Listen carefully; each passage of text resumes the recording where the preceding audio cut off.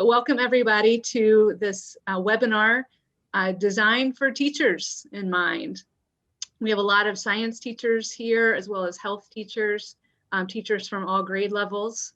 And we have a whole bunch of really cool researchers lined up to speak with you and tell you about their research, what they're learning about vaping with a particular focus on adolescents, and learning about the features of e-cigarettes that have really made them, especially palatable to adolescents, particularly with the advent of Juul, which entered the marketplace, I believe, in late 2016. So my name is Dana Hain. I'm the K-12 Science Education Manager at the UNC Chapel Hill Institute for the Environment. And one of the hats I wear in this role is to do education and outreach for the Center for Environmental Health and Susceptibility out of the Gilling School of Global Public Health. And in that role, I get to work with researchers like Dr. Elona Jaspers and Elise Hickman, who you'll meet today, and take their research and make it meaningful to different community audiences, including teachers. My background is biology, so when I first learned about the vaping research that they were doing, I saw tons of connections to the biology curriculum, and I wanted to be in the classroom teaching about it. And that really led to almost a 2-year now collaboration with Dr. Jaspers and Elise to develop curricular materials to help get vaping research into the classroom to reinforce key biological concepts, for instance. So we're going to be, I'll share more with you about that later. So welcome. And just to give you an overview of what we're going to be doing for the next, for today, I guess the next hour and a half or so, we have a series of micro talks scheduled. And these are kind of intended to be short talks. There'll be time for Q&A with each researcher. Elise Hickman's going to give us an introduction to e-cigarettes.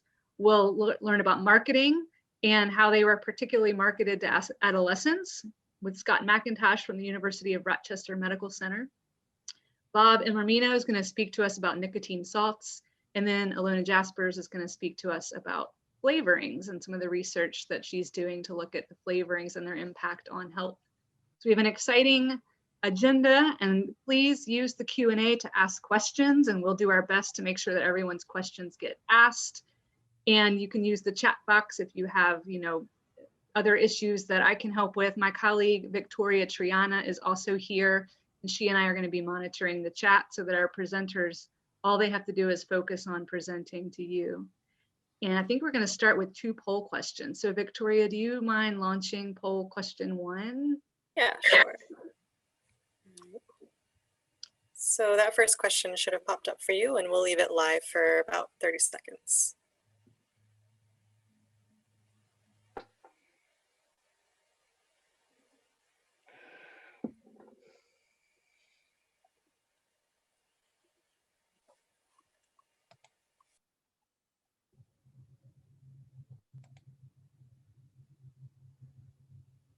Just about 5 more seconds.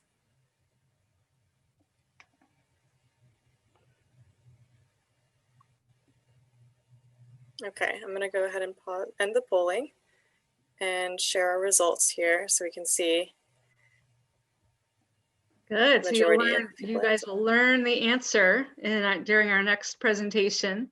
But it's good to see what the group thinks here, and our researchers can use these polling results in their presentations. So what's in the vape cloud? And most of you said many chemicals, particles, and gases.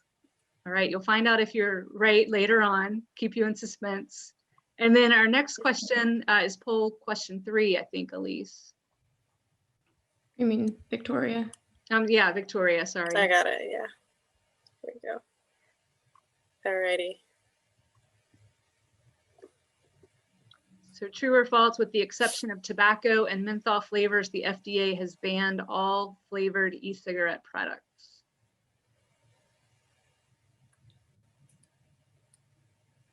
This one seems to be a little more challenging.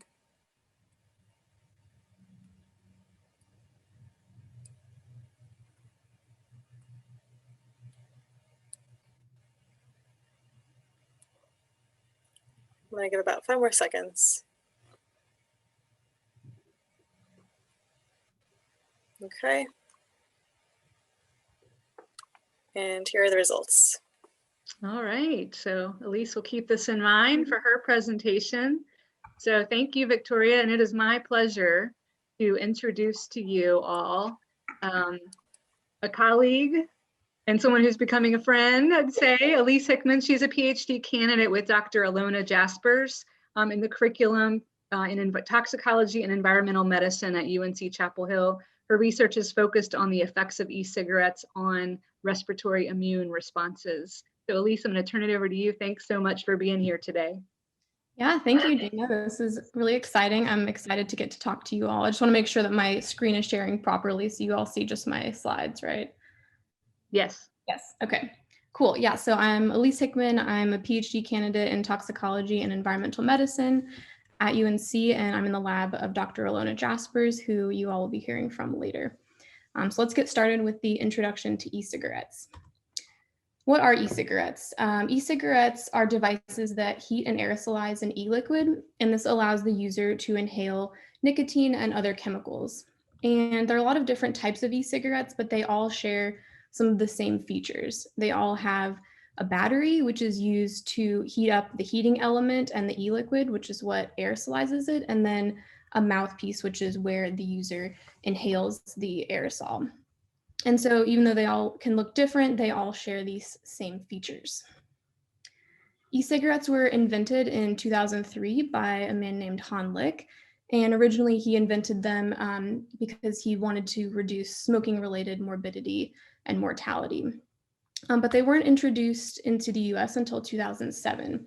Some of the first e-cigarettes were called cigalikes, and aptly named, they looked like cigarettes and they were disposable. But as time went on, new e-cigarettes emerged. So models such as vape pens and larger box mod style e-cigarettes that have big tanks on them came out.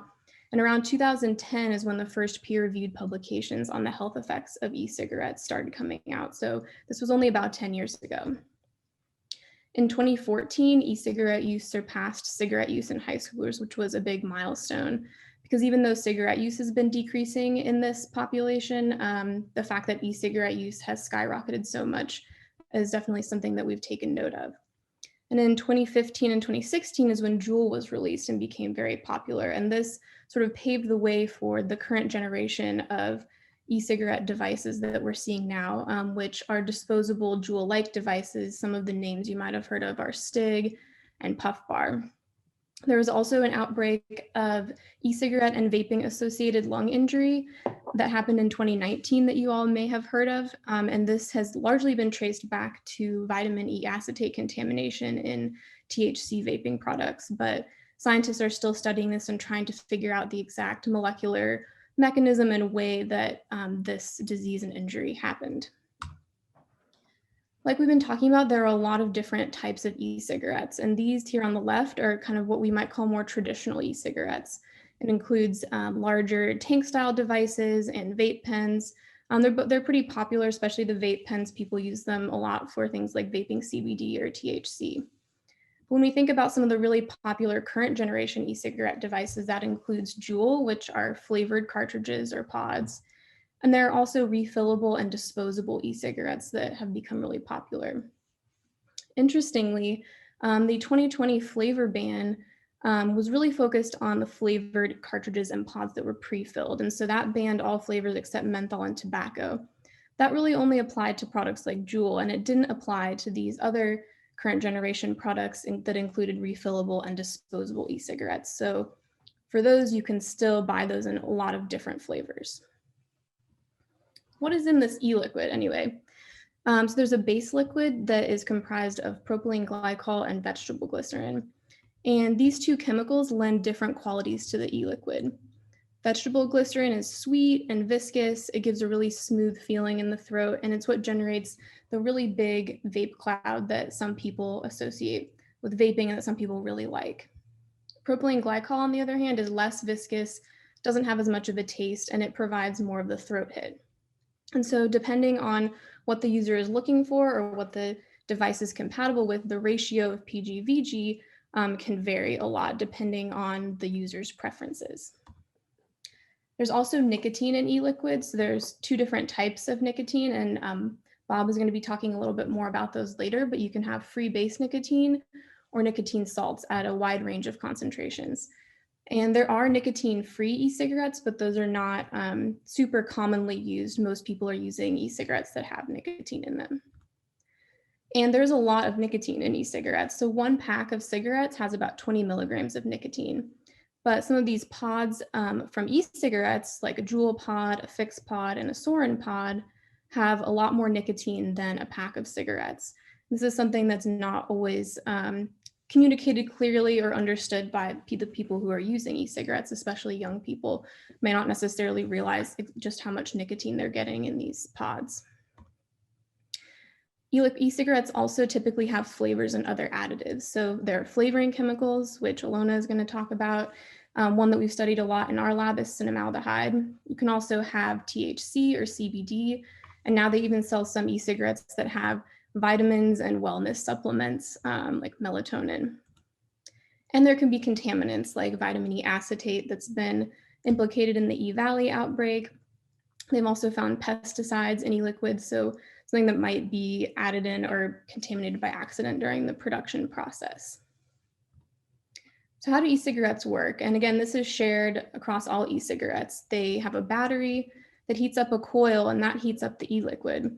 When the e-liquid is heated up, that generates an aerosol. And so an aerosol is a suspension of fine solid particles or liquid droplets in air or another gas. And these particles and gases can be inhaled deep into the lungs. And when the liquid components are heated up, so take PG and VG, for example, which are the base chemicals, that can form toxic chemicals such as formaldehyde and acrolein. There's also a lot of other stuff in the e-cigarette aerosol. So there's nicotine, of course, like we talked about. There can also be heavy metals such as nickel, tin, and lead. It's thought that these might come from the metal heating coil. There are flavoring chemicals, some cancer-causing chemicals, like formaldehyde and acrolein, as well as ultrafine particles and volatile organic compounds. So this is a really complex chemical mixture that is really interesting to study from a toxicology perspective. And it's also important to think about as, it's not just water vapor, it's a lot of different chemicals in an aerosol. And a lot of times we get the question, what about smoking? How does e-cigarette use compare with smoking? And so I wanted to share some of these pictures from some of our colleagues at UNC, where they looked at this region of the airways in non-smokers, vapors, and smokers. And in the non-smokers airways, what you can see is they're kind of this healthy pink color. There's not a lot of mucus or redness. When you look at the vapor, you can see that the airways are really red and kind of flaky and friable. When you look at the smokers, you see that it's also a little red with a lot of mucus. And interestingly, some people have estimated the temperature of vaped aerosol can be pretty hot, like 158 degrees Fahrenheit. And so as you can imagine, this isn't great for your airways. And I also just like to point out, you can see that the vapor and the smoker don't look exactly the same, because it's likely that there might be something different going on in these people. Why is that? When we think about smoking and vaping from a toxicologist perspective, there are some things that they have in common, like nicotine, inhaling, and heat. Those are shared between them. But when we think about other components of the chemical exposure, they're actually quite different. Smoking is a combustion of tobacco, whereas vaping is an aerosolization of a liquid. With smoking, there aren't really any flavors except for menthol, and with vaping, you can have a lot of flavors. Cigarettes are pretty highly regulated, and though we do have some regulation of e-cigarettes, it's overall a lot less regulated. And with vaping, you also have a lot of different devices and settings that can change the exposure. And so we like to think about it like apples and oranges. They're similar, but they're actually very different when we think about them from a chemical exposure standpoint. And why study e-cigarettes? So what motivates those of us who research e-cigarettes to study them? There are millions of people who are current e-cigarette users, including more than 3.5 million youth. And about 20% of high school students are current e-cigarette users, which is a staggeringly high percentage. And you can see that the data reflected here show that the e-cigarette use in high schoolers has been going up pretty quickly over the past decade. But the effects of inhaling these aerosols are largely unknown. We've only been researching them for about 10 years, and so there's a lot that we don't know yet about how e-cigarettes can affect people's health. And the respiratory tract is responsible not only for helping you breathe, but also for protecting your body from inhaled viruses, bacteria, and other pollutants. So inhaled toxicants like e-cigarettes could impact the body's ability to fight pathogens, and they could also just generally damage your airways or cause you to not be able to breathe as well. But we're still exploring all these things, and it's something that scientists are really interested in understanding these health effects, but we're still in the early years of e-cigarette research. And scientists have a lot of questions about e-cigarettes. Some scientists are interested in what exactly are the chemicals people are exposed to when they vape.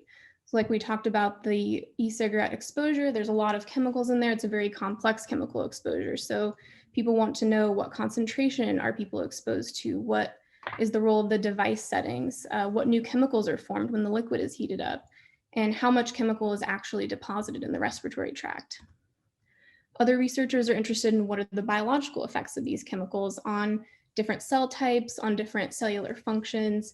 How do these chemicals affect cells really exactly on a molecular level? And how can we use cells or mice to model these effects? Because it's not always ethical or possible to use humans for all of it. And these biologic effects are what our lab is really interested in studying. And so you'll probably hear a bit more about that later.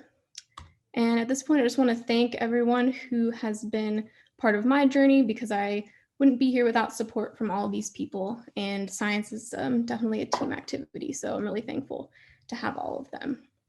And with that, I think we're going to do questions later. So I'll go ahead and stop sharing my screen at this point. Yeah, thanks, Elise. So Elise is going to be with us the whole session, and we do have time at the end devoted to Q&A. But I'm going to go ahead and turn it over to our next speaker, because he's teaching class, I believe, at 5 o'clock. So I'm really delighted, Dr. Mcintosh, that you're here with us today. So Scott Mcintosh is Associate Professor in the Department of Public Sciences at the University of Rochester Medical Center. He received his PhD in counseling psychology from the University of Miami in 1993, and he's currently a co-investigator with the Center for Research on Flavored Tobacco in Western New York. The goal of the center's 4 projects is to use novel approaches for assessing the impact of tobacco product flavors on consumer behavior, exposures, and health. And his research interests include the use of qualitative methods and survey research, primarily with technology-assisted behavior change and technology-assisted training and education for clinicians and researchers. So I asked him to come today to speak to you all about how these electronic cigarettes have been marketed adolescents. Thank you so much for being here. Thank you for having me. Can you hear me okay? And let me introduce my student research assistant, Askrik Baghinyan, who's probably very surprised that I correctly pronounced her name just now. And she'll actually be running the slides. Hello. So go ahead and go to the next slide, please. So we have what's called the Western New York Center for Research on Flavored Tobacco, or CROFT for short. And it's a grant from the FDA and National Cancer Institute to the University of Buffalo, Roswell Park Cancer Institute, and to our department in University of Rochester Medical Center. Overall, we're one of 9 tobacco centers of regulatory science, or a TCORs. And this provides a framework for flavored tobacco product scientific studies that lead to regulation. So there's 4 projects, one on toxicity. Does flavoring show evidence of toxicity? Project 2 is on behavior. Does flavor influence behavior? Project 3 is health effects. Does flavor choice make a difference by being associated with different health effects?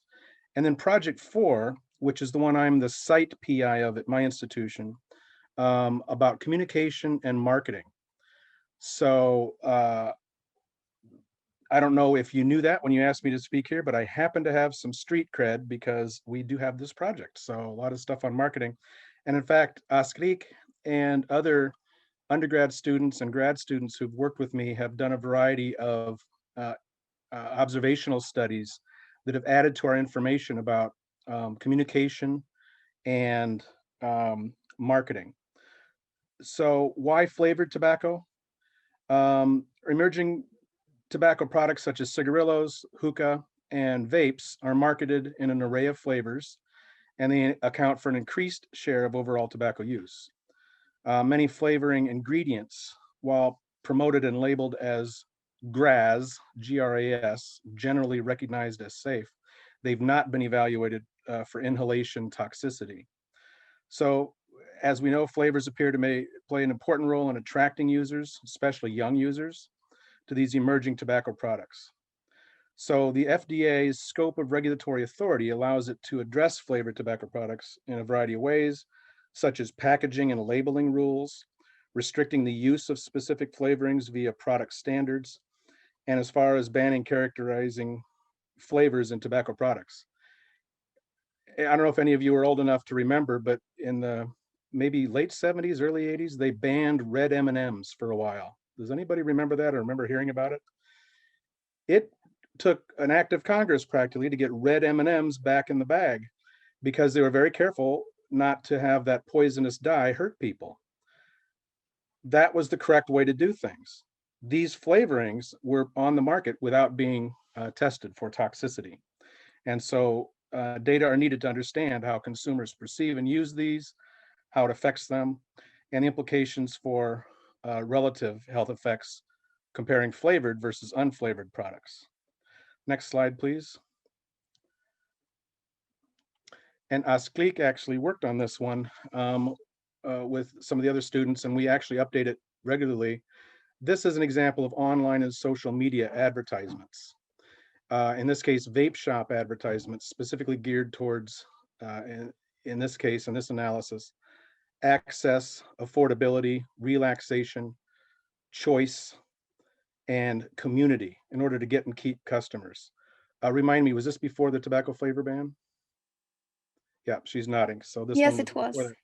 And then we actually redid this after the flavor ban, and you can see the changes in the word cloud of what's used in these types of advertisements. Next slide, please.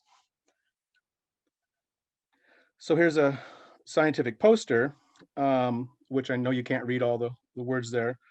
But in this study of Facebook advertisements after the flavor ban, vape shops in Western New York, in Rochester, New York specifically, promoted their products via flavors substantially less than they did before, as you would expect. But we measured that it went down from 17.7% to 7.35%. Okay, next slide. So in the early days of advertising, Juul became very popular right away. There were things like launch parties aimed to draw youth. For example, the makers of PAX invite you to the Juul launch party. And these events were planned by convention organizers. They handed out they did demonstrations and handed out starter kits.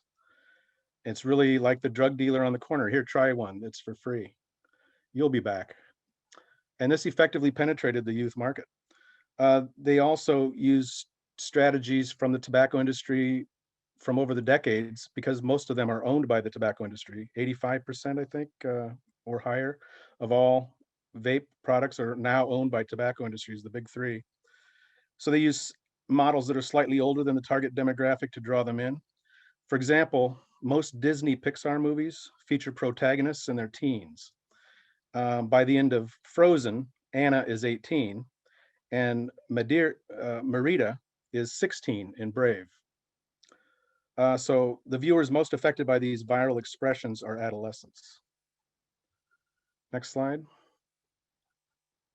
Then phase two, if you will, or as marketing evolved, there were actual absurd packaging aimed at children. Look at this one, Poke Juice. So Pokemon was super, super popular. I have 4 daughters, I can attest to that. But then that got phased out. But I also remember things like Captain Crunch, and they could actually make it taste like Captain Crunch. Who knows what they put in it to make it taste like Captain Crunch, because they were completely unregulated. They can do whatever they want. So some of those were phased out right away, but it indicated to us what their direction was in their market, and that is children. Next slide. Product placement. This has gone on specifically by tobacco industry and alcohol industry for decades and decades.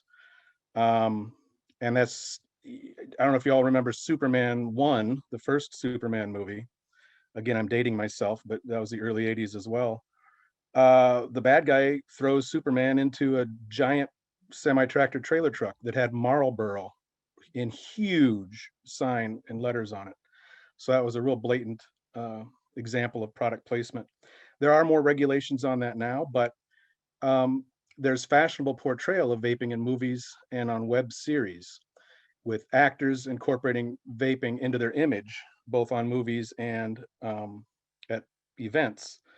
For example, Johnny Depp vapes during a train ride in The Tourist as far back as 2010. And, you know, this guy here, Leonardo Dicaprio, has been a major advocate for both vaping and e-cigarettes and defended the practice in the past, including when he used an e-cigarette at the Golden Globes. There are web series such as House of Cards, where Kevin Spacey vaped in his role as vice president. He made the claim that it's like smoking, but without the consequences. So that's deep penetration of product placement. Okay, next slide, please. Asklik, can you help me describe this one? Yes, so nowadays one of the most popular social media, TikTok, is being used as a way to market teenagers and get them into vaping. One way to do it is to share these videos of teenagers making vape clouds, which do look cool, but they are full of chemicals.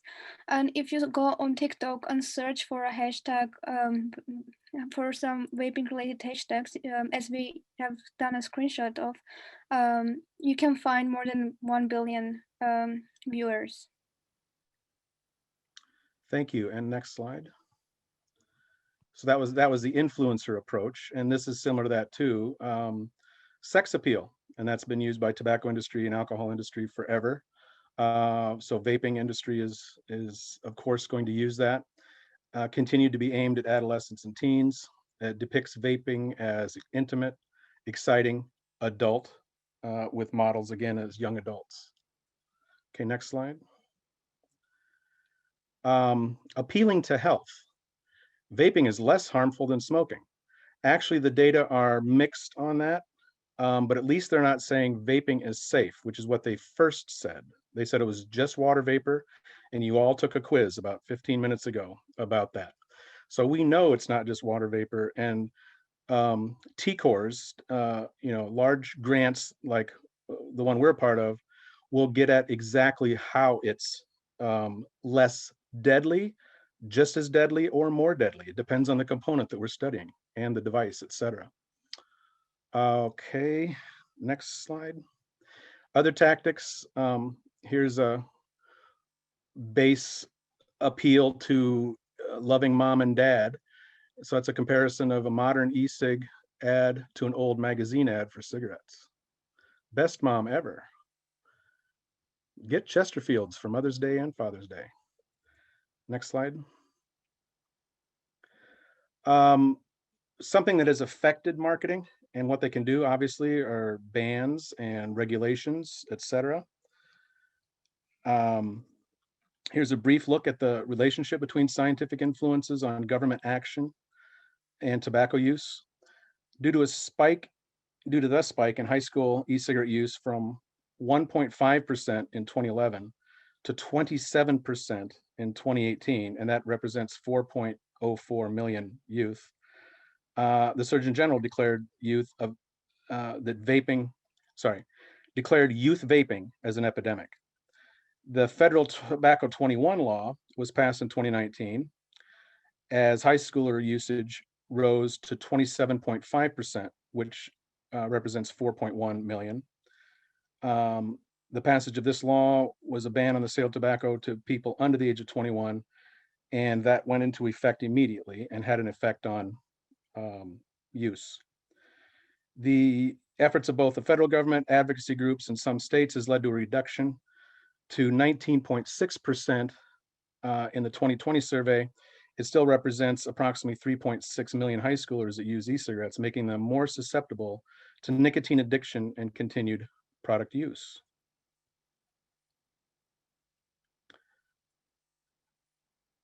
Okay, next slide.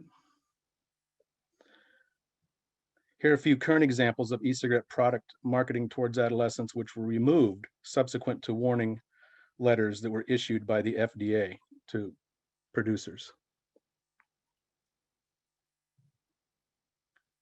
Next slide. So the simple equation is advertising plus flavors equal youth e-cigarette use. We can all understand that.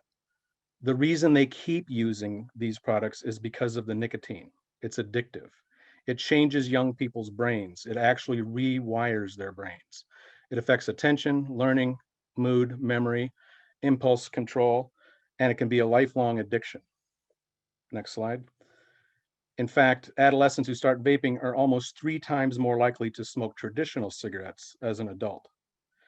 And it's hard to find a purely e-cigarette user. After a while, they all become dual users. I shouldn't say all, but well over 70%. Next slide. So just briefly on vaping cessation, we need to do counter marketing to oppose the tobacco industry's efforts. They put billions into this, and they lobby with billions of dollars for lobbying. One of the most effective anti-smoking and tobacco use and vaping campaigns is the Real Cost campaign. And you can see here a high school girl losing her vape down the toilet and is not afraid to go retrieve it. It's not because she really loves that Pokemon flavored vape liquid, it's because she's addicted. That's what addicts do. Next slide. Another counter marketing strategy I mentioned before is packaging and labeling. And in fact, in our study in Croft, we're going to put different mock versions of what might be on packaging, such as strawberry flavored is, twice as deadly as vanilla flavored, or whatever we come up with as strategies to see how that might affect young people's purchasing decisions. Next slide. This is another study that we did looking at information that's available on state-funded websites. And they've been around for a long time for smoking cessation, but now they're adding information about vaping. But we've been doing this for almost a year and a half, and more states are adding more information. For example, vaping is harmful, and vaping flavors are harmful. When we first did this, there weren't many states' websites that had that information, but now it's being added, including if you vape, talk to your doctor about quitting. I remember when only one state had that as their message, and now more and more are doing that.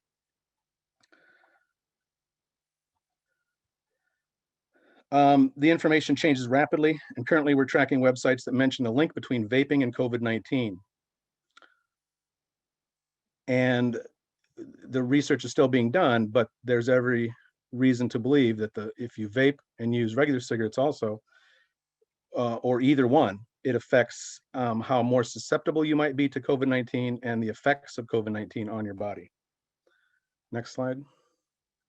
Here's some additional resources. If Dana will share the PDF that we have of this with you, you'll have those links, but they're resources for you to use in your classes. And in addition to Asklik, we had several other students, both undergrad and graduate, and a couple of staff persons on our Croft project. Thank you very much. Thank you so much. We do have a few minutes for questions, and one question came in. If e-cigarettes contain higher levels of nicotine, what are some ideas about why people would switch to traditional cigarettes? Without strict regulation, the actual nicotine amount varies not only from product to product, but within a single product. It might say it has 1 milligram per whatever, but it could vary, from 0 to twice that. There's no regulation to make them be honest about it. Mm-hmm. So addiction is addiction. It's still nicotine, no matter which product it is. So if they run out of vape fluid, they'll bum a cigarette from somebody else. So it's a cross addiction because it's the same drug. And Osklik went to a slide here that we addressed that a little bit. And there's another question that came through for you. What study did you get this statement, over 70% of vapors become dual users, and does this only pertain to youth? I was ad-libbing, but Okay. I'm sure the number I saw was like 85 or 90, so I was being safe by ad-libbing Okay. a more conservative number. We can look into that and Okay. give that to Dana. Yeah, and I will, we will be sending the recording out as well as the slides out to everyone once everything's been organized and together. So you'll get all of this information for sure. Let me see if there's some other questions that have come in. So Craig asked, and I had the same question with the graphs, why did the use of e-cigarettes go down? It looked like it started going down in 2019 into 2020. And I was thinking the pandemic might have had something to do with that, but it looked like it went down before the pandemic. So I was just wondering if you knew why that trajectory was that way. Osklik and I just talked about that, so I'll let her reply. We think it's due to federal tobacco 21 laws and also laws that started regulating the sale of flavored tobacco.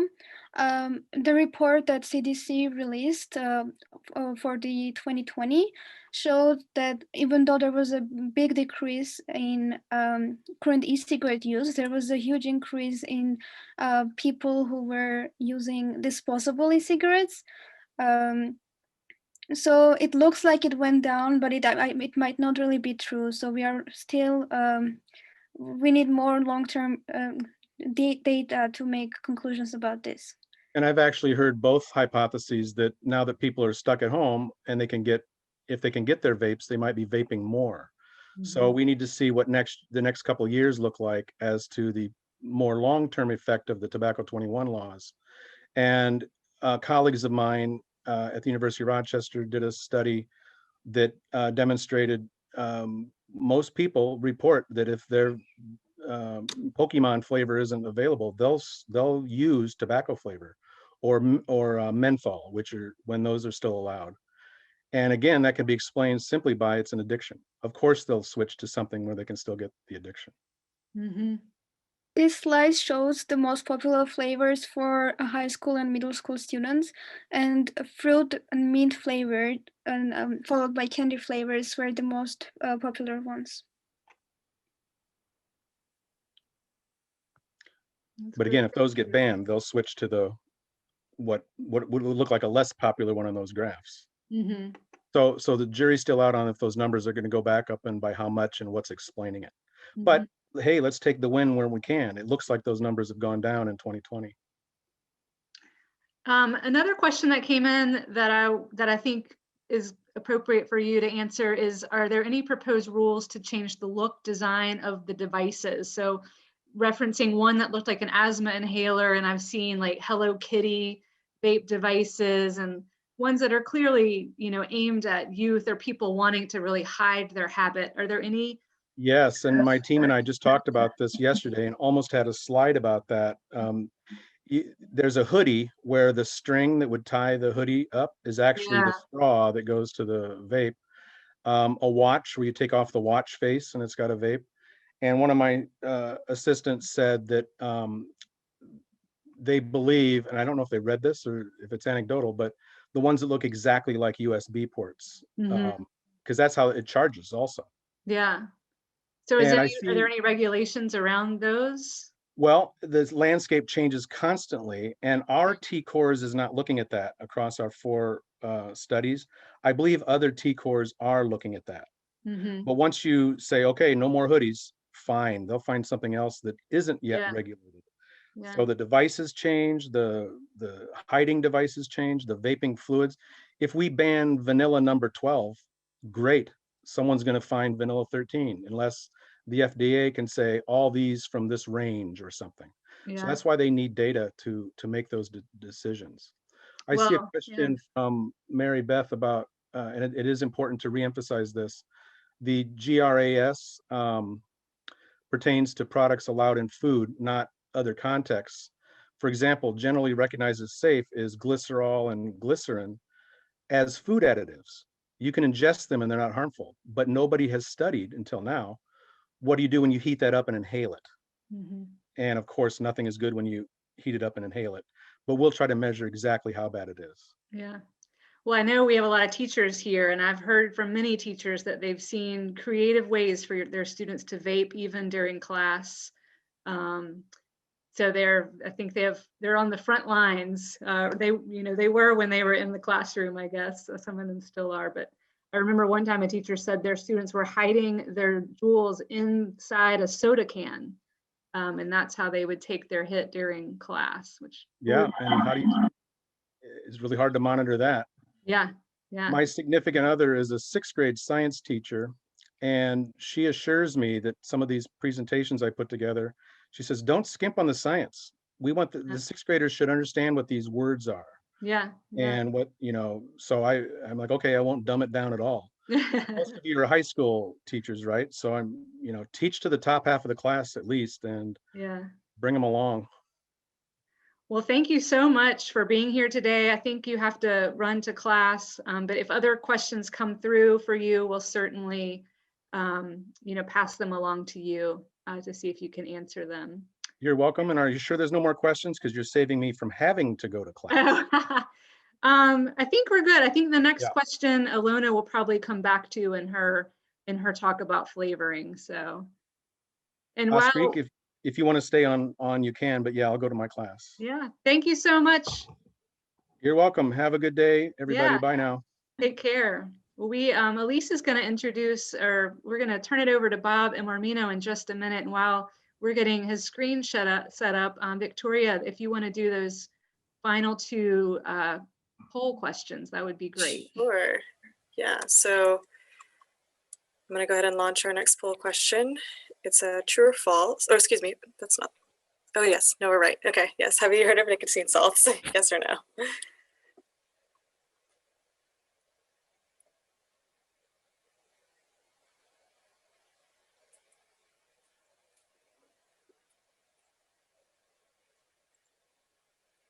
Give it about 10 more seconds.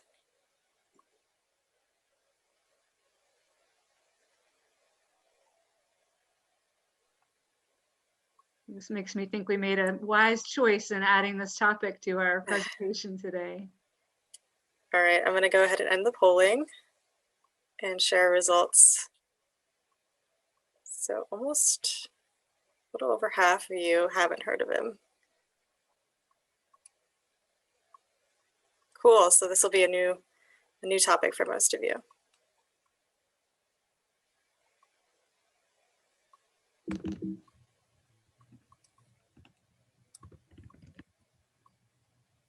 And then I think we have one more coming. Okay, there's a second one.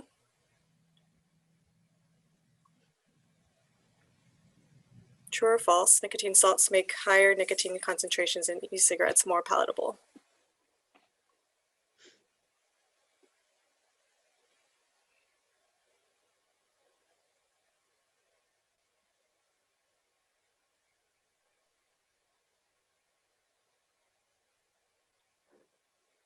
Just about 5 more seconds here.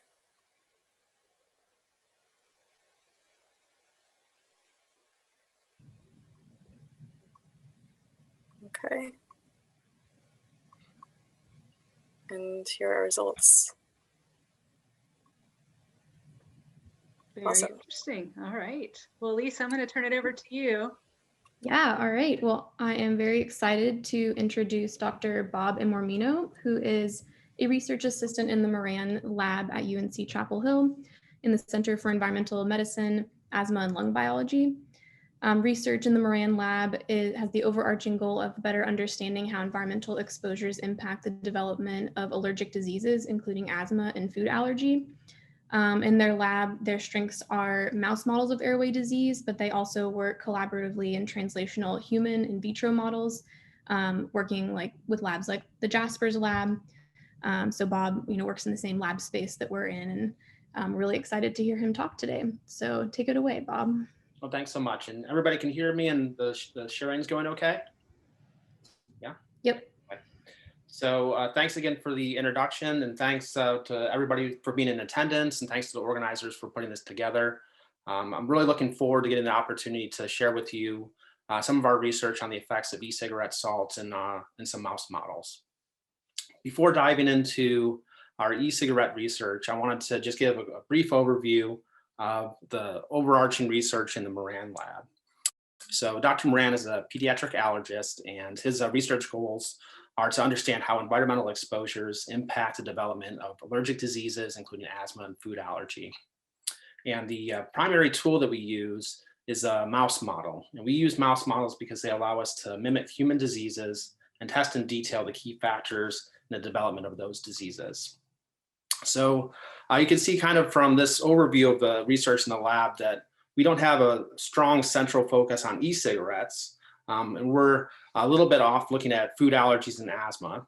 So I would hope that you'd ask the question of how we got interested in e-cigarettes. And like Elise said, we're right next door to the Jaspers lab, and we have a really nice collaborative environment at the Center for Environmental Medicine, Asthma and Lung Biology. And there was a nice opportunity for the Jaspers lab and my lab, Tim Moran's lab, to work together. So we took the interest in e-cigarettes from the Jaspers lab and the specialization in animal models from the Moran lab, and we put those together. So this next point that I was going to bring up, I think we've touched on a little bit already. So e-cigarettes, we know now, have a lot of additives in them. And we saw from the earlier talks that many of these additives are common food additives that are on this thing called the US FDA GRAS list, or the generally recognized as safe list. And as we heard earlier, those compounds may be safe as food additives, but they're not necessarily safe once they're inhaled. And we even talked a little bit about heating these compounds up and what effects that might have. So there's a lot of safety concerns. There needs to be research on these compounds to see if they're actually safe in e-cigarettes. So the particular additive that we're working on with the Jaspers lab are the salt parts of nicotine salts. And I want to just talk to you a little bit about what nicotine salts are and why tobacco companies use them. And to do that, I need to get into the chemistry of nicotine. So nicotine can be delivered in two forms, as a free base or as a protonated salt. And both of these forms have different biological effects. So the free base nicotine is what's going to provide the rapid sensory impact.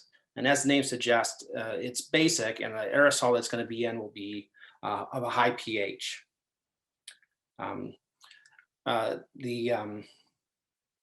Because of that high pH, the aerosol can be a little bit irritating to the throat, and it limits the concentration that can be put into these sort of vaping devices. So you may remember from one of Lisa's earlier slides that the kind of range of nicotine in the free base nicotine devices was much lower than the range of nicotine in the nicotine salt devices.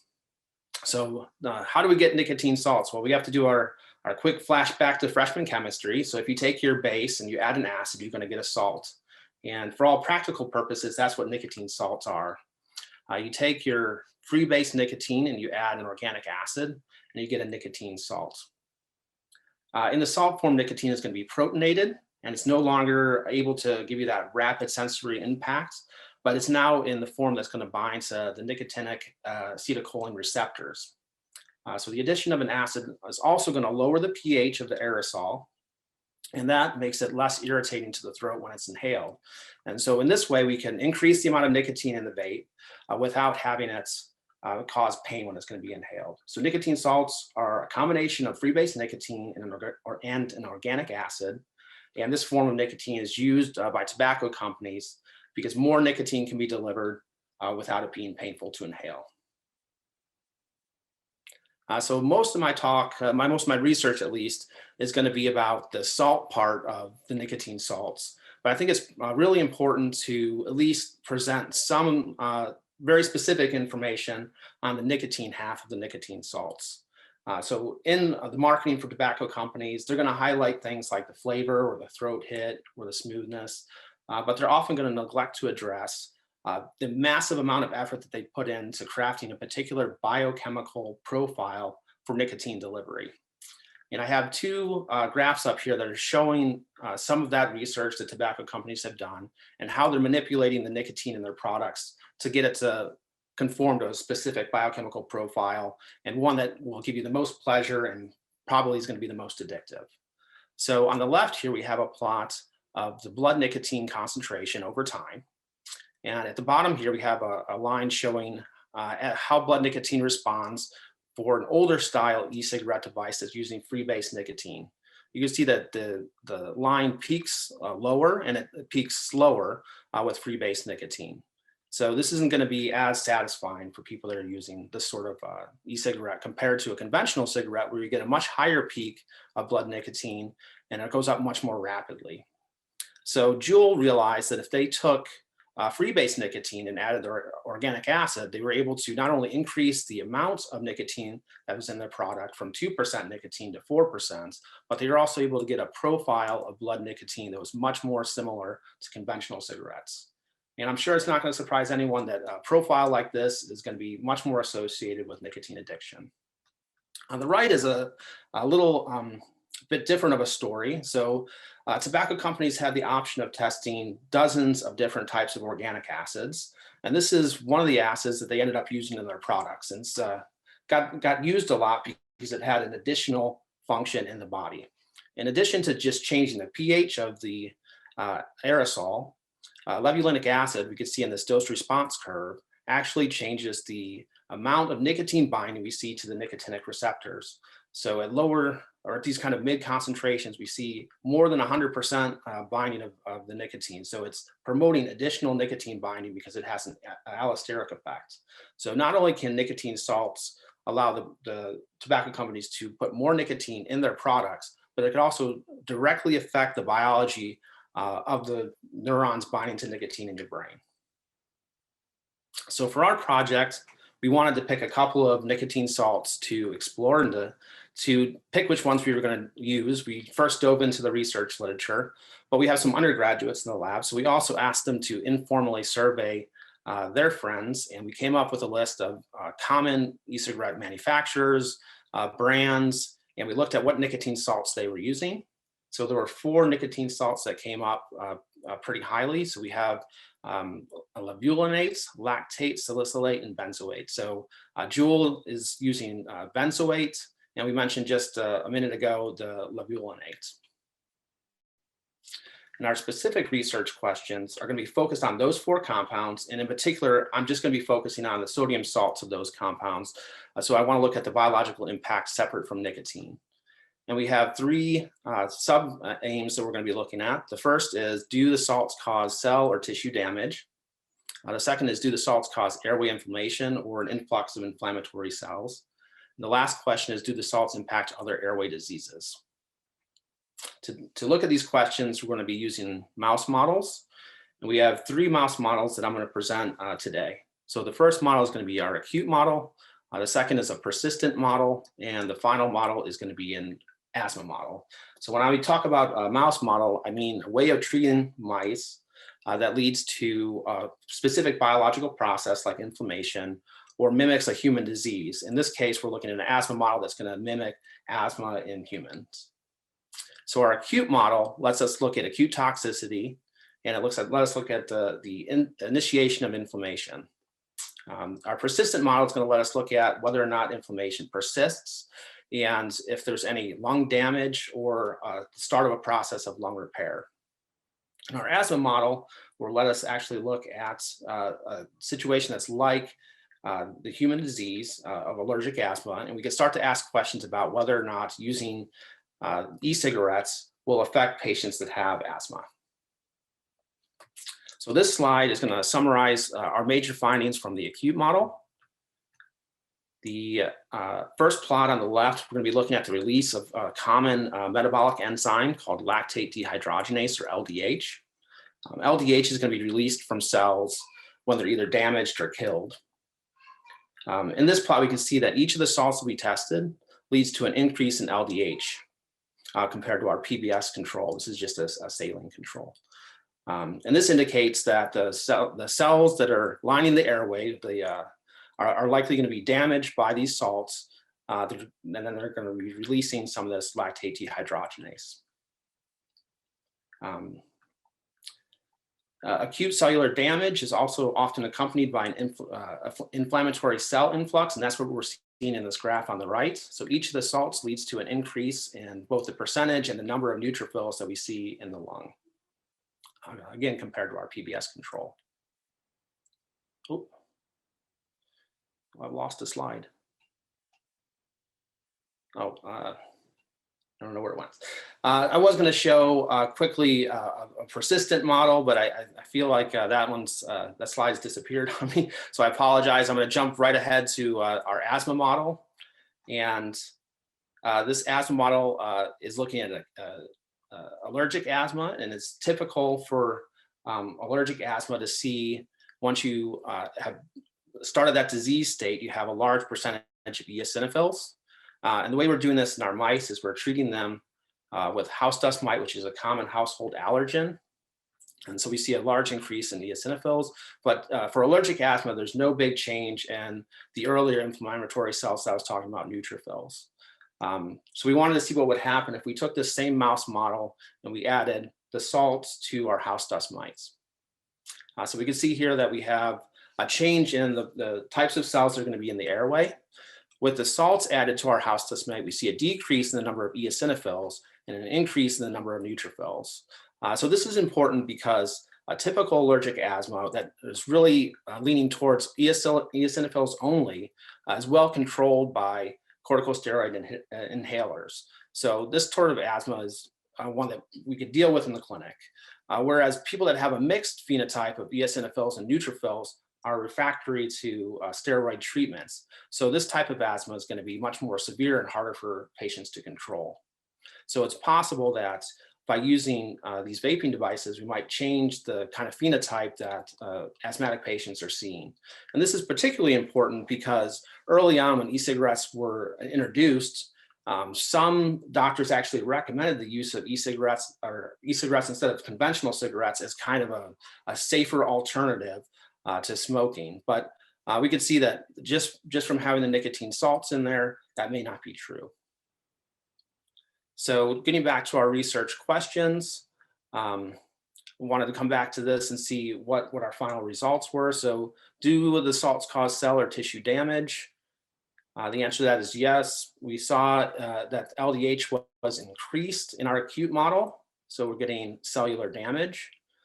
This is the slide that disappeared, where I'm showing staining of persistent from our persistent model. This picroserious red stain stains for collagen, and collagen is important in leading to lung repair. So whenever we see collagen in our lung sections, that indicates that there was tissue damage and we're getting through the process of repair. I apologize that the other slide isn't up here, but this is what an airway looks like, and this is what a blood vessel looks like.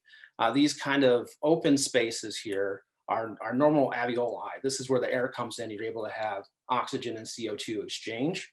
We could see inflammation with all these pink cells coming into the alveolar spaces. So that is an indication that we have kind of persistent inflammation, and this bright red staining is the collagen. You can see that all around the airways, where the actual chemicals from the e-cigarettes are going to be in contact, we have this lung damage, and we're starting to get, after our 3-week models, we're starting to get some repair. And our last question was, do salts impact other airway diseases? Again, here the answer was yes. We saw in our asthma model that we get a change in the phenotype of our asthmatics. We have changed from having a fully eosinophilic asthma to a mixed eosinophil and neutrophilic asthma. And again, that type of phenotype for asthma is a little bit harder to control, and it could be more severe. So I want to thank everybody again for being in attendance. I want to thank the organizers for putting this together, and all my colleagues in the Center for Environmental Medicine, Asthma and Lung Biology. In particular, I want to thank Dr. Timothy Moran and our undergraduate students. I also want to thank Dr. Jaspers for her inspiration of this project and for the collaboration from her lab. And I want to thank the Haygood lab, which is on the other side, and in particular, Greg Myers, who did the picroserious red staining. So thank you very much, and I'd be happy to take questions. Thank you. That was great. I think nicotine salts are they're interesting from a chemistry standpoint and then a biology standpoint. So I think that for those of you on the webinar who teach these subjects, it's a great way to reinforce, I think, some curriculum content. We do have one question from Granville Story. How do you control for inflammation responses due to heat versus the nicotine salt? Is the mechanism of administration different in a mouse model? Right, so that's a really good question, actually. So we're doing regular room temperature liquids that we're giving to the mice through the airway. So we haven't gotten to all the specific little details that we could. So it is going to be important to develop a device where we could have a very controlled way of delivering an aerosol to our mice. And one of the other researchers at UNC is currently building that sort of device, but we haven't gotten to that quite yet. So we're really narrowly focused on the salts without aerosolization or heating at this point. Great. And if anyone has a question, feel free to drop it into the Q&A. I know we have some we'll come and answer at the end. A question from Craig: how are the organic acids broken or removed in the body? Broken down or removed in the body? Do they persist in the body very long? So you saw from the list that we had a couple of molecules that are actually biological molecules. So lactate is something that will be produced in your muscle tissue after you've been out for a run. So there are some of these molecules that are used that your body will be able to recognize, and there are pathways that'll break them down and they'll be removed very quickly. Most of them, though, are going to be absorbed, and then you're going to end up urinating them out, like most other things that your body has no particular chemical use for. And I guess I just want to make sure it's clear to folks on the webinar that Juul is really the developers of Juul. They're the ones that kind of developed this nicotine salt right for e-cigarettes, and that's one of the reasons that Juul got so popular, right, was because of this. I guess I just wanted people to make that connection between Juul and nicotine salts and this epidemic among adolescents. Yeah, that's a very good point. Juul definitely was able to really change the profile of nicotine that was being delivered. They were the first ones to get a patent out for nicotine salts and electronic cigarettes, and it led to a huge explosion in use of e-cigarettes. One final question. Some of the organic acids increase binding to, I think that might be acetylcholine receptors. Is there any evidence that this also increases addiction, or is that something that can be kind of assumed? I think it's safe to assume it. I haven't seen any specific research on that. Nicotine is a very complicated molecule, and people have done a number of studies, but it's still a little bit of a mystery exactly how some of these allosteric sites are working and how that additional binding is happening. But it has been shown that I think I showed levulinic acid was able to stimulate binding of nicotine to the acetylcholine receptors. So I would assume that that is going to cause more addiction, but I haven't seen specific studies on that. Great, thank you so much. I thought that was very helpful talk, and you did a great job of explaining nicotine salts as well as your research. So I appreciate that, and I think Elise and I will be calling on you in the future. So thank you. And Elise, I'm going to turn it over to you to introduce Elona for us. Yes. Thanks so much, Bob. Thank you, Bob. Yes, so I'm happy to introduce Dr. Elona Jaspers, who is my PI, my professor. She leads the lab that I'm in. She's a professor at the University of North Carolina at Chapel Hill in the Department of Pediatrics. She also has joint appointments in the departments of microbiology and immunology and in environmental sciences and engineering. She's the director in the Center for Environmental Medicine, Asthma and Lung Biology, where she oversees collaborative, interdisciplinary, and translational projects examining how exposure to inhaled contaminants affect human health. She has a longstanding interest in the adverse health effects induced by pollutant exposures, and research in her lab focuses on the mechanisms by which exposure to air pollutants such as ozone, wood smoke, cigarette smoke, and e-cigarettes modifies host defense responses, using translational human, in vitro, and in vivo models.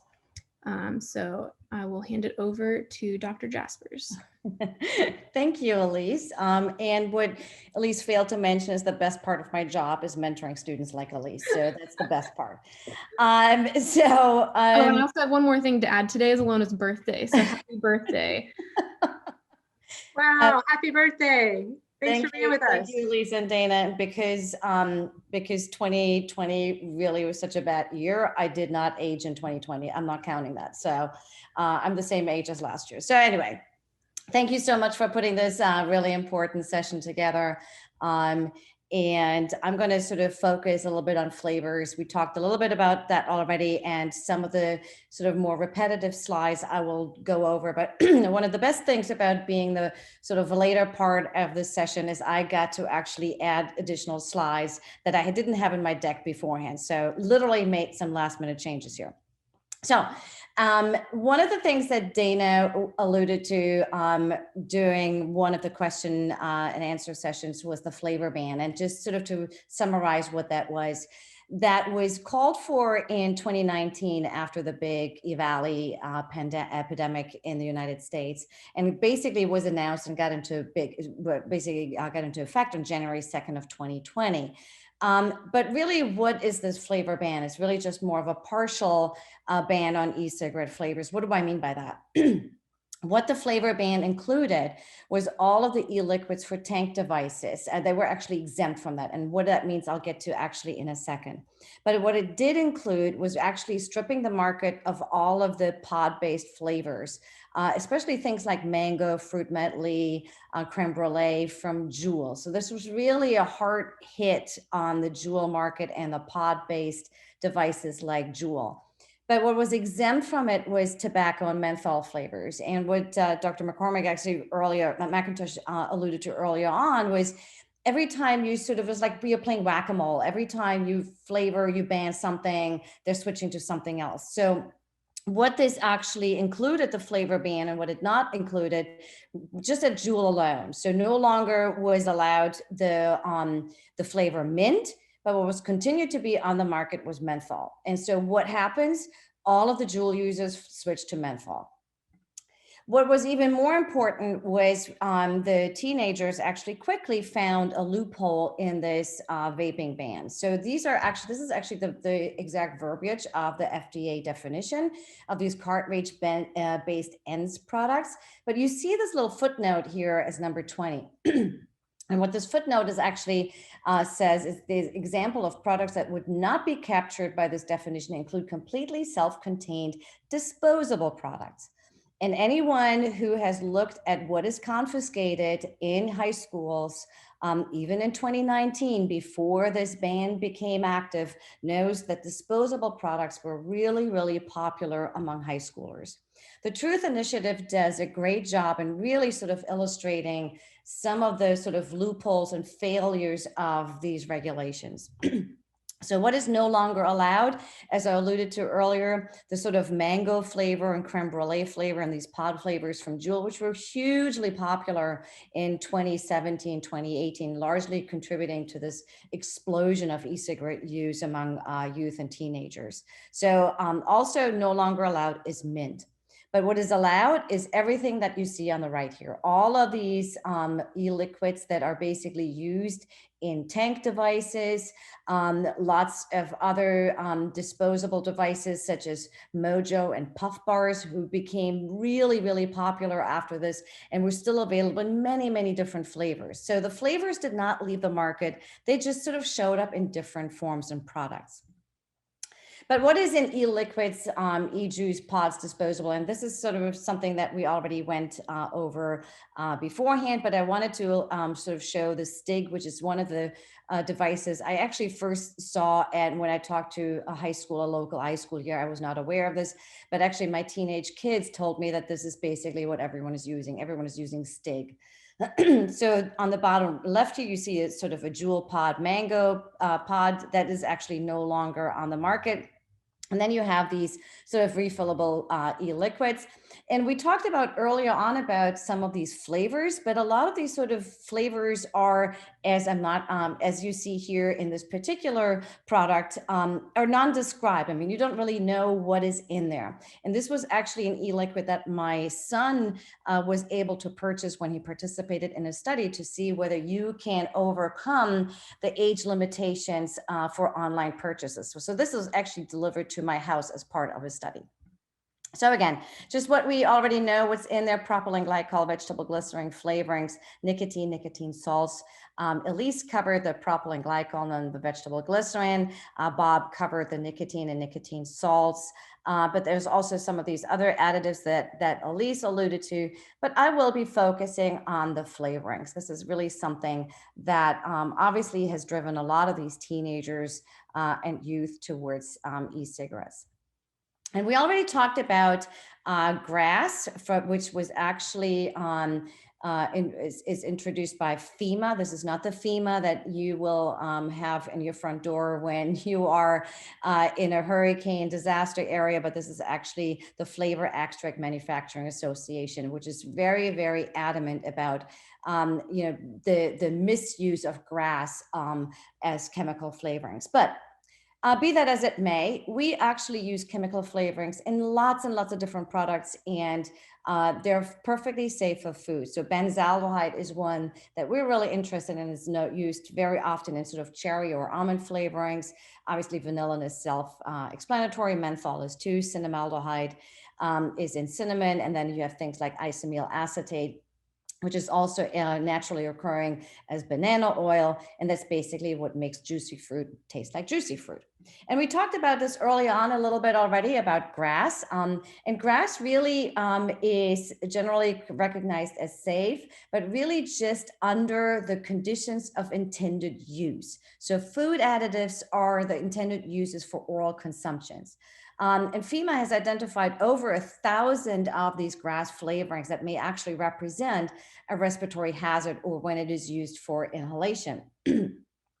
And the majority of the e-cig flavors actually have never been evaluated for toxicity by inhalation. So they sort of actually are violating the GRAS regulation and the GRAS categorization under the FDA definition, which was actually intended after the 1958 Food Additives and Amendment Act to really just sort of make it easier when you actually are having these sort of multi-component foods.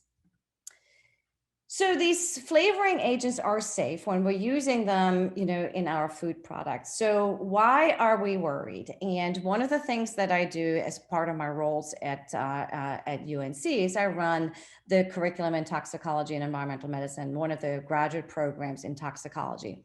And one of the things, this slide is actually used in my introductory lecture is in toxicology, when I teach my biochemical and molecular toxicology class. And it's basically the principle of toxicology. And this was actually introduced way back by Paracelsus, who we consider as the grandfather of toxicology.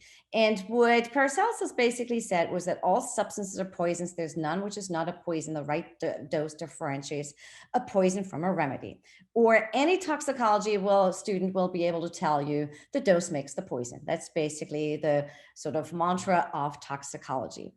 So that's a sort of simplified model, but for e-cigarette flavorings, we wanted to expand this. Does the route of exposure actually make the poison? Not just the dose, but how you actually are exposed to it. And in toxicology or environmental contaminants, there are three major routes of exposure. You can get something through ingestion, through oral exposure. You can get something through your nose or your respiratory tract through inhalation, or dermal through absorption or skin contact. But what actually happens if you take a product that's perfectly safe in one route and you simply change the route of exposure? And for example, if you take something that has been tested extensively for safety through skin contact and you simply change the route of exposure to ingestion. And this is actually something that I sometimes do and ask, do you know any examples for this? And one of the examples that I think is one of the stupidest things that made it really popular on social media is the Tide Pod Challenge. you can explode and rub yourself with Tide Pods until the cows come home. And you will not have, you may have a small irritation, but it's really been tested extensively for toxicity on your skin. But if you eat it, what this Tide Pod challenge does, it actually is really, really toxic. A similar one is what if you do something that is perfectly safe for ingestion and then you change it to inhalation, which is really the case here for e-cig flavors. And I believe one of the questions earlier on was about diacetyl and popcorn lung. And that's one of the examples we give all the time as potential toxicities or examples of toxicities when flavors that are perfectly safe to ingest are going to be inhaled. So the inhalation of flavoring agents and the toxicity, diacetyl. Diacetyl is a buttery flavor. Diacetyl naturally occurs in butter. It is what makes butter taste like butter.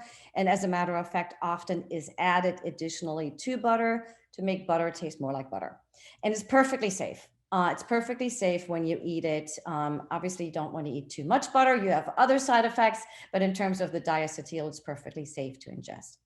But what happened in the late 1990s, factory workers that are working in these popcorn factories, making a lot of these sort of buttery flavored popcorn products, came down with a disease called Bronchiolitis Obliterans.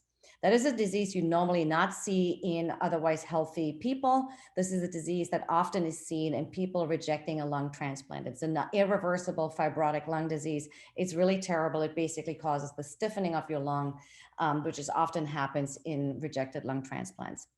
But these popcorn factory workers came down with this disease, Bronchiolitis Obliterans, which has now actually been termed popcorn lung. And more recently, there was actually a case from a Canadian teen who was an avid vapor and also basically presented with this sort of popcorn lung illness, and was really basically the causative agent was thought to be his excessive vaping. But more recently, we actually have found my colleague in California, Drew Talbot's lab, has published this paper. And this is really some of the sort of landmark papers on the toxicity of flavoring chemicals. And I'm going to walk you through this paper a little bit, and I'll have a summary slide as well. So what Drew Talbot, or actually more specifically Esther Omaye, one of her really talented graduate students, I believe she may have graduated by now, has done this. They basically collected 277 commercially available e-cig refill fluids, and they basically analyzed for recurring flavoring chemicals that they found. And they found 155 of these flavoring chemicals, and then basically categorized them and ranked them based on appearance, based on classification, and based on hazard identification. And what they found was that some of these were very popular. Ethyl maltol was almost present in the vast majority of e-cig flavors. And also what they did is they categorized them based on the chemical classification. And the importance of that will become apparent. I'll get to that in a little bit later. But you have these sort of esters, you have terpenes, you have ketones, you have alcohols, and you also have aldehydes.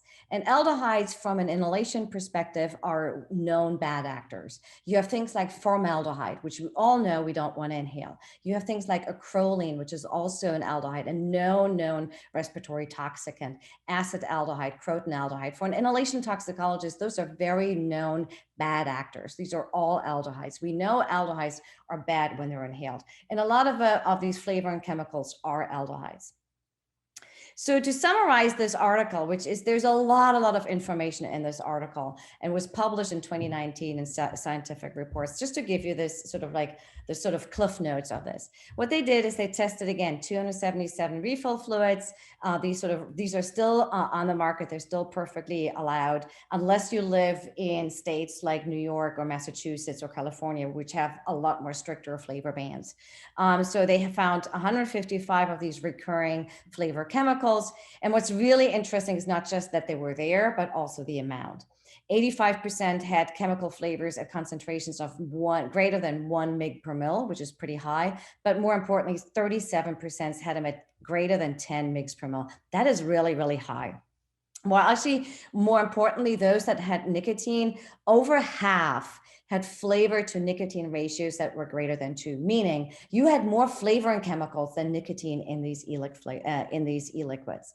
And over 50% or over half of them contained what I consider the top 5: menthol, triacetin, ethyl maltol, and cinnamaldehyde. Cinnamaldehyde is something that we have studied in my group, including Elise's studies, which I will show you in a second, for a number of different reasons. Cinnamaldehyde is a very, very interesting chemical, but it's really, I mean, we love cinnamaldehyde. It's still winter time. It's lovely to have applesauce or sort of apple cider, which contains cinnamaldehyde. It's really great in food, but it's really, really bad to inhale. And some of this was started by Phil Clapp, who was a graduate student in my lab. He's now an assistant professor at UNC, and he really looked at cinnamaldehyde and the various defense mechanisms of the respiratory tract. Again, we are still in COVID. This is why we're having this virtual. So having a really robust host defense mechanism or a host defense system in your respiratory tract is probably now more important than ever before. And you can divide this into sort of 2 very gross sort of categories. You have these sort of epithelial cells, which are basically covering your entire respiratory tract. And then you also have these white blood cells, macrophages, neutrophils, and natural killer cells patrolling your airways. They're basically like the guards outside of the fence. If you sort of consider your respiratory epithelium as your fence, your macrophages, neutrophils, and natural killer cells are sort of the guards patrolling that fence. And so they're the first line of defense. And so what Phil did is he basically took these white blood cells and exposed them to cinnamon flavored e-liquids or cinnamaldehyde directly and looked for cellular function and cytotoxicity. And what he found was that in macrophages, neutrophils, and natural killer cells, all 3 of them have basically completely lost their ability to do their job. Macrophages are completely failed to ingest bacteria, same with neutrophils, and natural killer cells have lost their ability to fight either virus infected or tumor cells. So really sort of getting more into the macrophages because we just have some really interesting pictures. And macrophages are like your Pac-Man. I may date myself here because I still played Pac-Man with Atari. And so they're really sort of like basically your professional Pac-Man. And what they do is they basically gobble up everything that they consider as foreign and needs to be contained.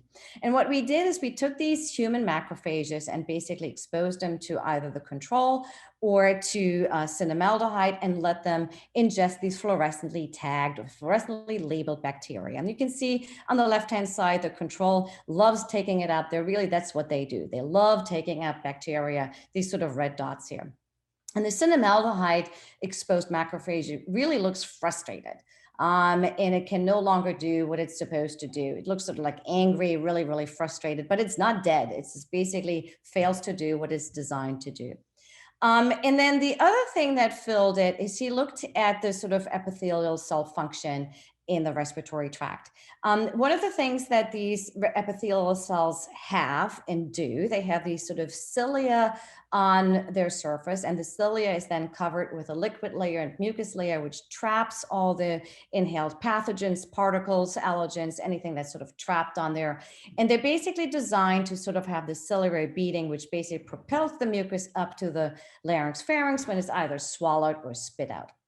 So that's this sort of epithelial cell function. The ciliary beating is really, really important for sort of more of a mechanical epithelial or a mechanical respiratory host defense function. And again, similar to what he did before, he basically exposed these epithelial cells to cinnamon flavored e-liquids or cinnamaldehyde directly and looked for ciliary function. So what we do is we have this model of these epithelial cells. I think you can see the sort of ciliary beating here. These are actually human bronchial epithelial cells that we differentiate in vitro. And we can actually measure the ciliary beat frequency and the ciliary function in vitro. So what Phil did is he basically took these sort of human bronchial epithelial cells with these happy beating cilia and exposed them to cinnamaldehyde. And within 10 minutes, these cilia sort of slow down. They look very, very sluggish, but the cells are still alive. And within 40 minutes, they basically almost stop. They can no longer do what they're supposed to be doing. And then sort of following about 2 minutes, they basically beat just like they did before. So it's this very acute ciliary dysfunction, which would render the human bronchial epithelium almost defenseless because it can no longer basically beat and propel this sort of mucus up the larynx, pharynx, and basically spit it out. So this would be a huge compromise of the mechanical host defense mechanisms in the respiratory tract. And now I'm getting to Elise's project here, one that she actually started as a rotation student and then finished up a year and a half ago, focusing on neutrophils. Similar to macrophages, neutrophils are also there to gobble up bacteria. That's sort of what their job is. They use slightly different mechanisms, but nevertheless, they're still really, really important in this sort of as a guard.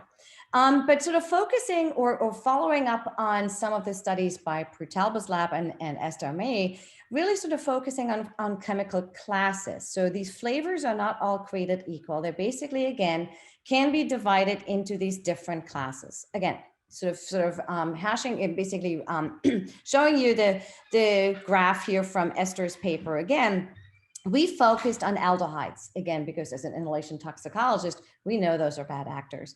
More importantly, Elise focused on aromatic aldehyde containing e-liquids. What do we mean by that? So aromatic aldehydes basically also have a ring structure in addition to their aldehyde group, which is basically, there's just this. So the big ones that we sort of focus on in addition to cinnamaldehyde is also benzaldehyde, the sort of almond cherry flavor, chemical flavor, as well as ethyl vanillin or vanillin. And as a control, Elise used isoamyl acetate, which is obviously not what basically belonging to that class. And so what Elise looked for was really neutrophil function and sort of phagocytosis, as well as oxidative burst, which is one of the ways they basically kill bacteria. And what she found was there was almost like this hierarchy in terms of all of the aromatic aldehyde containing e-liquids had some way of causing neutrophil dysfunction, but isoamyl acetate did not. So in other ways, it's not just the flavor and chemicals. You don't have to study it chemical by chemical, but you may actually sort of create this sort of chemical flavoring or chemical classes in terms of the sort of respiratory effects. But how toxic are e-cig flavors? And this is something that goes back again to one of those graphs from Esther's paper.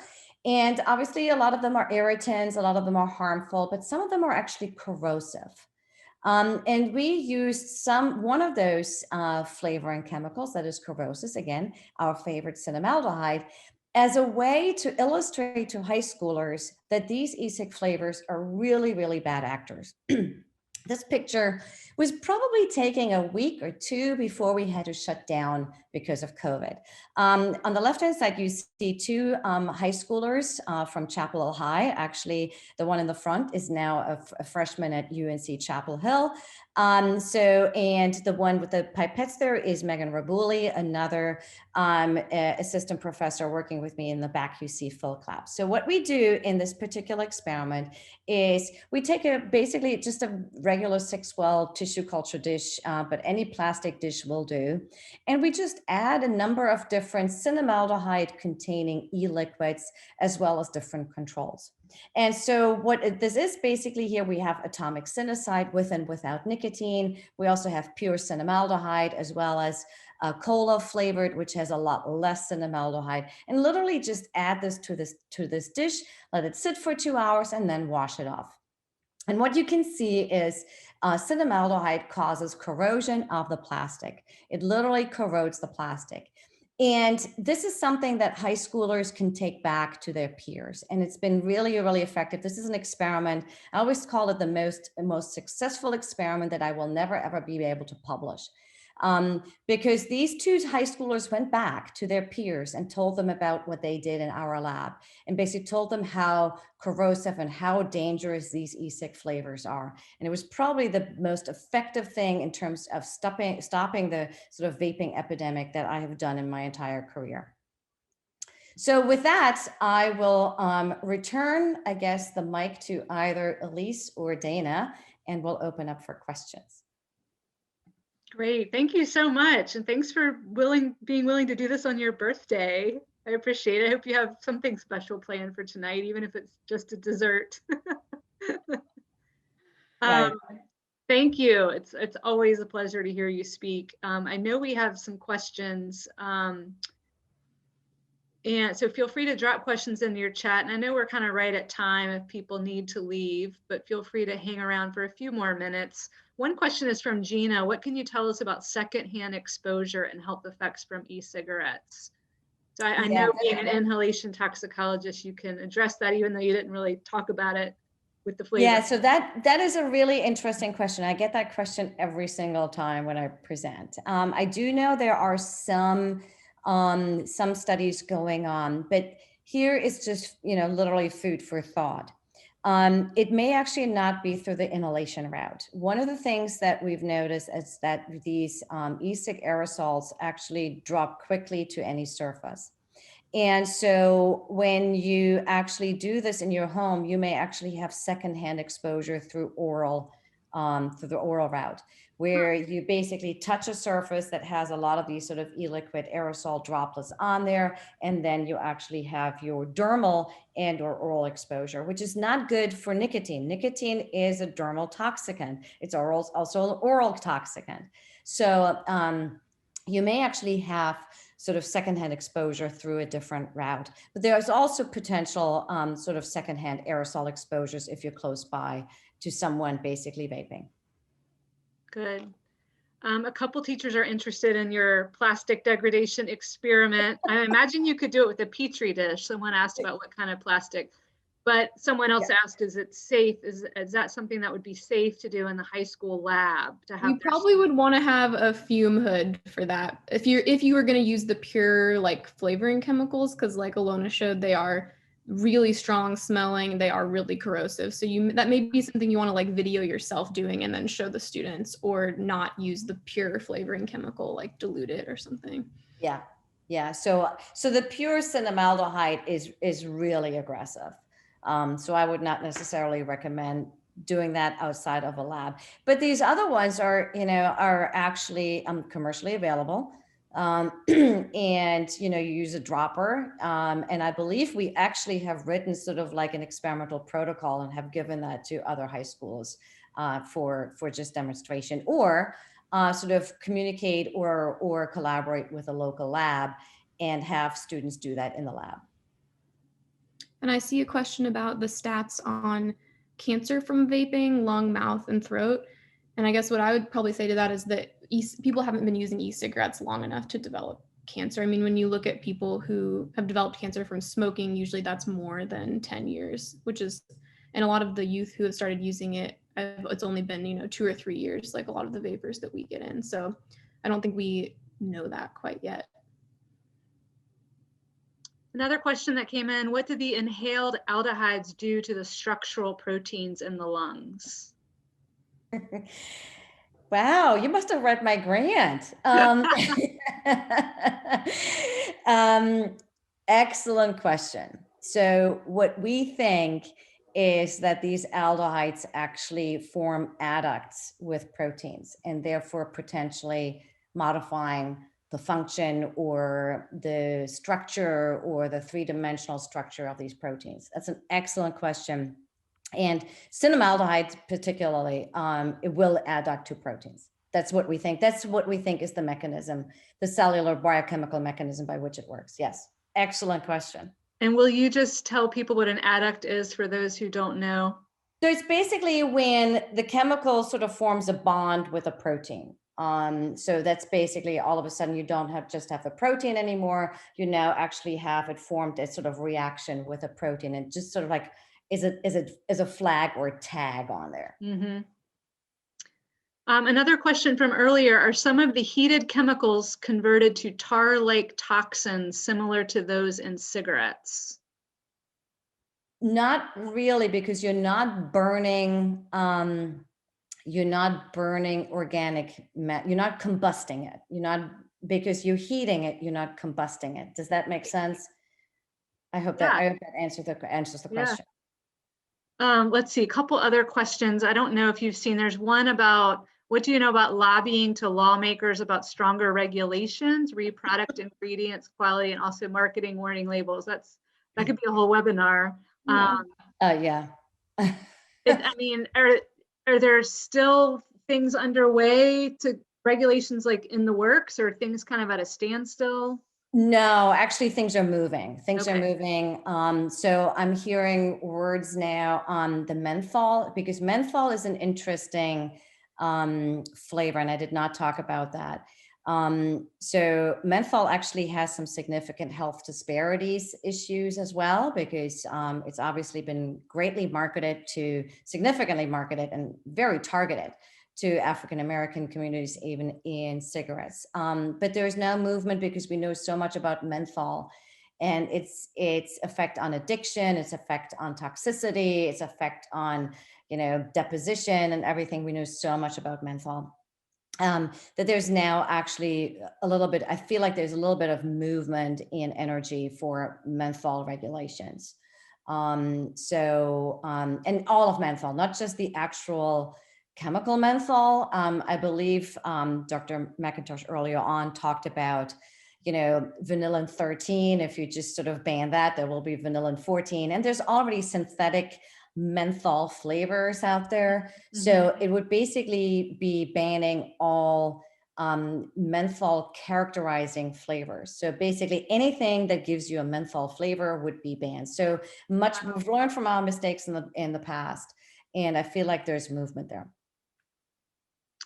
And then someone else asked about, with the new wave of marketing e-cigarettes with natural flavors, how do we communicate to students about this, as most of them believe in the benefits of these so-called natural additives? Oh, that's a great question. And I think Elise sort of alluded to that in terms of melatonin. And I saw one with chamomile, even on a yoga website. Yeah.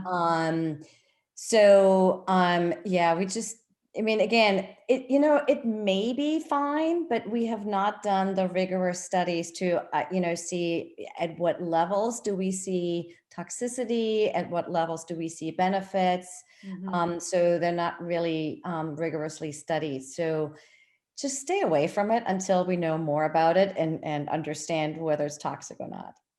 Yeah, I really like, just the idea of that, like cinnamaldehyde's natural, and you're finding that it's not safe. And you introduced me to the quote Stephen Colbert said about how our lungs can't vomit. And I always think about that. Our lungs aren't equipped to deal with removing these toxicants that we inhale. Yeah. And I think the message can kind of be similar to, just that we don't know if they're safe to inhale. And right, just because something is natural doesn't mean that you should inhale it or expose yourself to it in high quantities. Yeah. Everything's a poison eventually, right? Yeah. We're wrapping up, and there are a couple. Granville asked about this lab idea for high schoolers. Do you have ideas on how to add a quantitative piece or show in a very simple way to show the cellular effects? And you led right into the lessons that Elise and I have developed for high school teachers, particularly biology teachers, because that's our kind of area of expertise. So you'll see here, we have a 3-part lesson series with the 3rd lesson coming soon. It's going to be actually a digital interactive notebook to go along with all the virtual instruction you all are doing. But this little QR code here will take you to the website where you can download the lessons, as well as a companion slide set, which actually includes a lot of the slides you've seen in today's presentation. So be sure to look out for that, and I'll put our contact information up. And Elise is answering Laurie's question about using monitors to measure chemicals exhaled. Someone else asked about effects on pregnancy, same as cigarettes. I don't know if either of you want to speak to pregnancy and e-cigarette use. So I do know that in the UK, women that are pregnant and who are smoking are actually advised to use e-cigarettes as a sort of harm reduction sort of therapy. I do not agree with that, but be that as it may. There are several studies ongoing using rodent models for in utero exposure. And we know already from previous studies that just in utero nicotine exposure will have significant impacts on the offspring's susceptibility to develop airway diseases like asthma. So we already know that, and the nicotine is not going to change whether you vape or whether you, use a cigarette. So, just the nicotine load. So those studies are ongoing in using rodent models. And this might be a good one to end with. Do you have trouble explaining that vaping isn't the same as smelling something? I had this actually from a friend of mine. She basically asked me, her daughter apparently is using air fresheners to a sort of more extreme effect.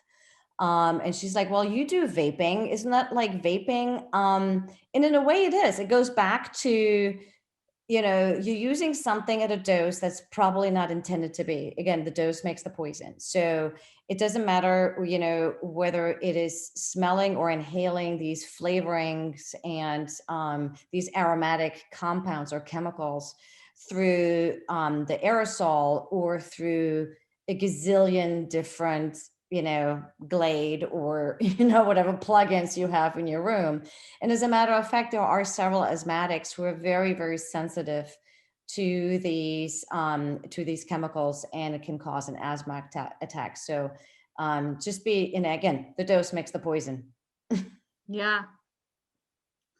I always think about that when I walk down like the laundry detergent aisle at Target. It's just like, boom, and I wonder, it can't be good to do that every day. Yeah.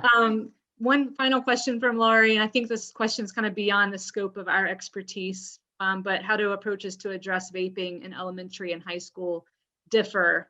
And I think that's such a big question. And part of it depends public versus private school, and certainly different messaging for different aged youth and parents and school nurses. So I don't know if either of you have anything you want to add to that. Maybe that's a topic for another webinar. Yeah, I don't think I have much to add. I in interacting with the community, it seems like there isn't necessarily a lot of vaping in elementary school happening. Like a lot of younger kids we talk to aren't as aware of it. But I hear more and more that they are. But yeah, I just think it's a good question, something we probably don't necessarily have the answer to yet. Well, and one thing we have tried to do through our lessons is rather than telling students that vaping is harmful, showing them the data and letting them kind of draw their own conclusions. And I think for high schoolers, that can be really powerful. It certainly is a whole different messaging when you're talking about younger students, some of whom might have parents who vape. So then you have to be careful, I think, about making something their parent might do wrong or bad. So that's a whole nother can of worms, really, is how to approach that safely. Yeah. Elona, did you have something you were going to say? Yeah, no, I've seen, and not just in terms of what the message is, but how the message is delivered. And I've seen some schools that have this sort of peer mentoring where it's not me or that someone looks like, their parents, but actually, someone from high school. Or actually one thing that I've heard now recently is get like a local college athlete, because, a lot of middle schoolers may look up to them. Sort of like basically do peer ambassadors. And that could actually be very effective without a lot of sort of scientific data, really just appealing, to their senses. Mm-hmm. Yeah, that's a good point. Well, good. I think things are quieting down. Yeah, and Laura is promoting the Science Takeout Kit. They have some new vaping kits, and I'll be sending y'all the links to those as well in a follow-up email. So tomorrow you'll get an email from me with a link to the evaluation, and I also dropped that link in the chat. And we'd love for you to evaluate tonight's session. And I'll remind you about that tomorrow. We also have a virtual thank you card you can fill out for our presenters. And I'll be sending you a couple other links liked the science takeout kits. And then once our recording is ready and I have everyone's presentation, I'll send another email probably early next week with all that other follow-up information. Some of you on the webinar are enrolled in our professional development series, and we'll see you next Thursday. And that's where we're really going to be diving into these lessons and into the data, and you'll be hearing from more researchers at UNC. So we'll be excited to see a subset of you all next week. And Elise is going to be a big part of that series. Here is our email. So feel free to reach out to either Elise or I for additional questions. And we will hope to provide more webinars like this in the future. Vaping is a really fascinating topic. And I think because it's so timely and relevant, it's a great way to get kids thinking about and learning about science and cultivating data literacy as well. Any final words from Elise or Elona? Well, thank you so much for spending time with us. I really appreciate it. And I hope everyone has a good evening. And Elona, enjoy the rest of your birthday. Oh, yeah. Bye-bye now.